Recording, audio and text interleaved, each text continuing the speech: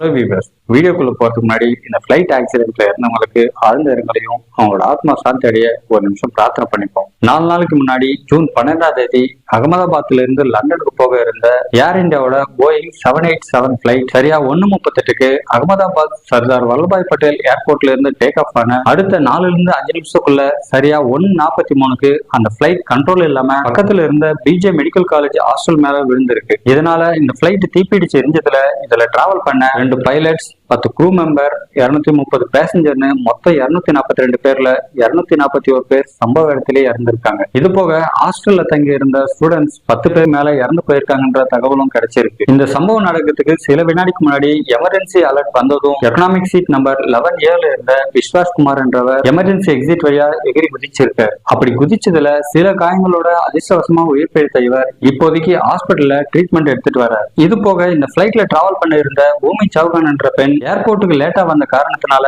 அவங்களால அந்த பிளைட்ல டிராவல் பண்ண முடியாம போயிருக்கு. இதனால இவங்களும் அந்த பிளைட் ஆக்சிடென்ட்ல இருந்து அதிர்ஷ்டவசமா உயிர் தப்பி இருக்காங்க. இந்த பிளைட் கிராஷ் ஆகிறதுக்கு சில வினாடிக்கு முன் மேடேங்கிற சிக்னல் பைலட் கிட்ட இருந்து பிளைட் கண்ட்ரோல் ரூமுக்கு வந்திருக்கு. மேடேங்கிறது பிளைட் பைலட்டோட கண்ட்ரோல் இல்லாம போனா கண்ட்ரோல் ரூமுக்கு கொடுக்குற சிக்னல் இது. அப்படி இவங்க சிக்னல் கொடுத்த அடுத்த சில வினாடியிலே இந்த பிளைட் ஆக்சிடென்ட் ஆயிருக்கு. இதனால ஏற்பட்ட தீ விபத்துல இறந்தவங்களை அடையாளம் காண முடியாத அளவுக்கு இருந்திருக்கு.